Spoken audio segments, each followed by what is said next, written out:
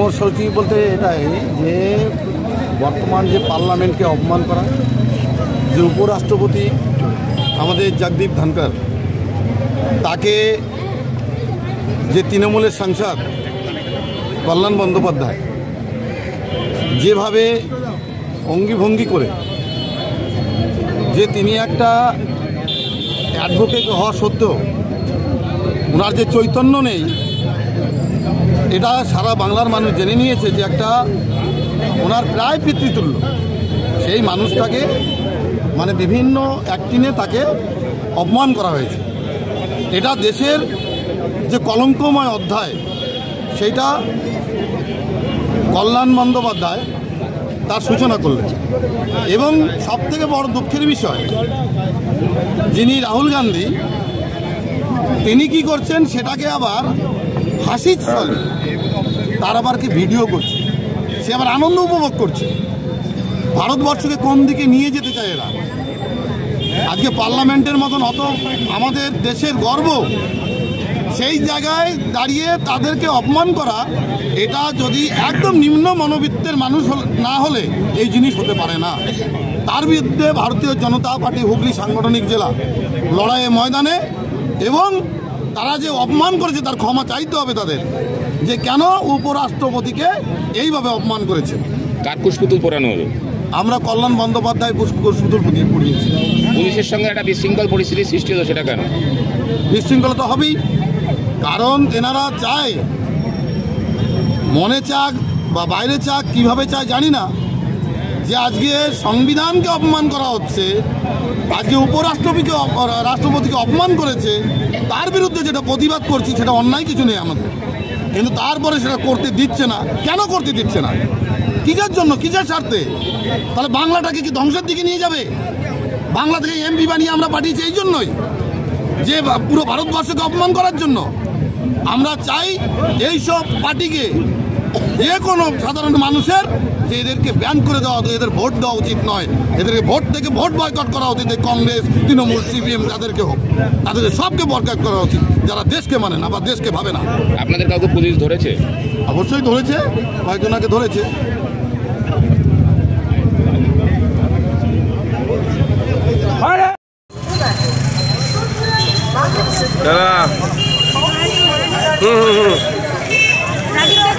আরেকটা বাইট লাগবে। আজের এই বিক্ষোভ কি কালকে ঘটনা নিয়ে, মিমিক্রির ঘটনা নিয়ে রাহুল গান্ধী? জানেন, গতকাল সংসদ ভবনের বাইরে তৃণমূল কংগ্রেসের সাংসদ কল্যাণ বন্দ্যোপাধ্যায় কীভাবে ভারতের উপরাষ্ট্রপতিকে হেনস্থা করেছে তার কটূক্তির মাধ্যমে, এবং সেই কটূক্তি কংগ্রেসের যিনি মূল কাণ্ডারি রাহুল গান্ধী তিনি কীভাবে উপভোগ করেছেন এবং সেটা সোশ্যাল মিডিয়ায় ভাইরাল করেছেন। তো এই যে দুটি দল, আমরা এক কথায় বলতে পারি তারা দেশবিরোধী দল। কারণ যারা ভারতের উপরাষ্ট্রপতিকে সম্মান দিতে পারে না, তারা দেশের কে কখনো সম্মান করতে পারে না। তাই আমরা মনে করি এরা দেশবিরোধী দল। অর্থাৎ এই দেশবিরোধী দলের দ্বারা যেভাবে ভারতের উপরাষ্ট্রপতিকে অসম্মান করা হয়েছে, মানে ভারতকে অপমান করা হয়েছে, তাই এই অপমান আমরা কোনোভাবে সহ্য করতে পারছি না। তাই আমরা ভারতের সম্মান রক্ষার্থে আজকে এই অপরাধে সামিল হলাম ব্যান্ডের মণ্ডলের নেতৃত্বে। মাদকাসক্ত যুবকদের জীবনের মূল স্রোতে ফিরিয়ে আনছে চুঁচুড়া নবজীবন ফাউন্ডেশন। আজ থেকে 7 বছর আগে পথ চলা শুরু হয়েছিল এই সংস্থার। হুগলি জেলা থেকে শুরু হয়েছিল নবজীবন ফাউন্ডেশনের কাজ। আজ গোটা উত্তর পূর্ব ভারতে ছড়িয়ে পড়েছে তার ব্যাপ্তি। জেলা ও রাজ্যের হাজার হাজার মাদকাসক্ত যুবকদের মানসিক ও শারীরিক চিকিৎসার মধ্যে দিয়ে সুস্থ জীবনের পথে ফিরিয়ে আনছে নবজীবন ফাউন্ডেশন। কী করে এই সংস্থাকে তিল তিল করে গড়ে তুলছেন বন্ধন নিউজ এর ক্যামেরার সামনে, সে কথা বললেন সংস্থার কর্ণধার চন্দন দাস। দেখি ওটার মধ্যে কি আছে, বা পাড়ার বড় দাদারা করছে, আমিও একটুখানি করি, ফিলিংসটা কি সেটা দেখতে যাই। এবং একটা সার্টেন টাইমের পর কি হয়, সেটা ফ্রিকোয়েন্সিটা তখন অনেক বেশি থাকে, গ্যাপ থাকে যখন শুরু করে, পরবর্তীকালে যখন নির্ভরশীল হয়ে পড়ে সেই একটা সাবস্টেন্সের উপর, তখন সেটা থেকে বেরোনোর জন্য সে নানা রকম চেষ্টা করে, কিন্তু তার ওয়ে আউটটা জানা নেই যে কোন রাস্তা দিয়ে গেলে নেশা থেকেও বিরত থেকে সুস্থ স্বাভাবিক জীবনযাপন করা যায়। তো আমি ভাবলাম যে শুধুমাত্র আমি সুস্থ স্বাভাবিক জীবনযাপন করলাম, আমার জীবনের সার্বিক উন্নতি হলো, বা আমার যেসব এম বা আমি জীবনে যে জিনিসগুলো করতে পারিনি সেগুলো আমি ফুলফিল করলাম, তাহলে তো শুধু আমার কথাই ভাবা হলো।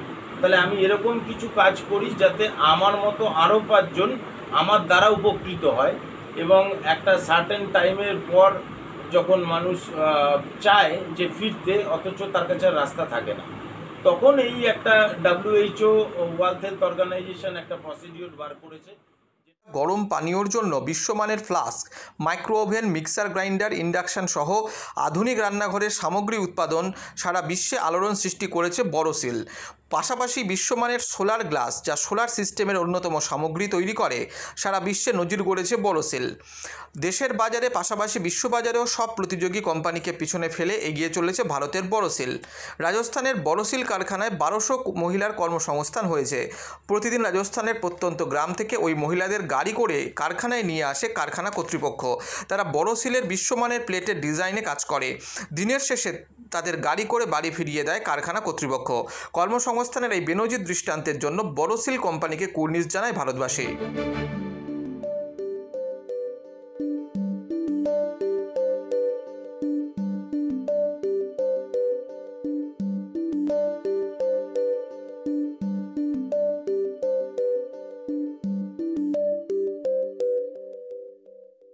At Borosil, our products touch our customers' lives in many ways.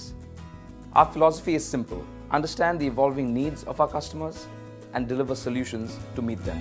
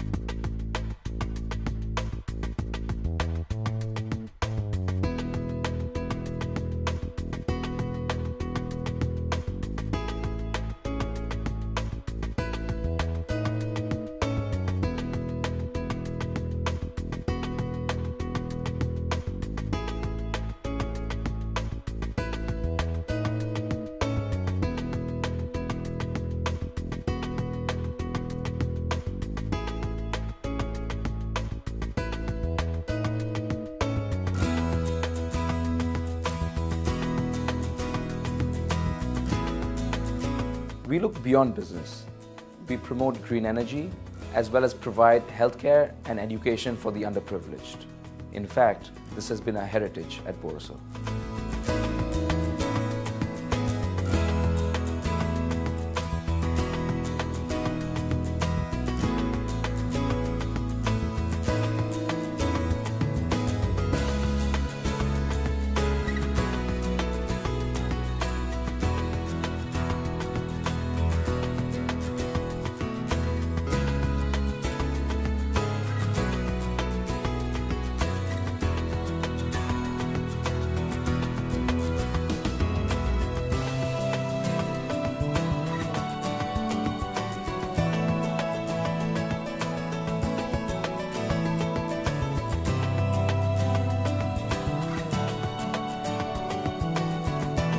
Our products are developed with innovation and thought. It is technology emboldened by the human spirit.